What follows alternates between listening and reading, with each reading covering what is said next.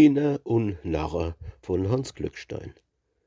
Kinder und Narre kannst Wort net verbiete, kannst ne net wehre und kannst se net hiede, niemals do wären se Gscheitheit bedapple, immer do wären se Babdeckel babble. Kätzlich, da hat der Herr Buchhalter Schade amo sein Chef zum Esse gelade, was für die Frau in der heutigen Zeit mancherlei Kosten und Sorge bereit. S Schade ihr Kalsche sitzt bscheide am Tisch, löffelt sei Sippsche und secht noch am Fisch, kindlich und fröhlich und gar nicht geniert, wie die Frau Schade de Brote serviert. Höchstlich erstaunt und stotterndem Gstommel. A Pappe, des is doch kein Brote vom Hammel. Brote vom Hammel, fahrt's Vaterle auf, a red doch kein Unsinn, wie kommst dann da drauf?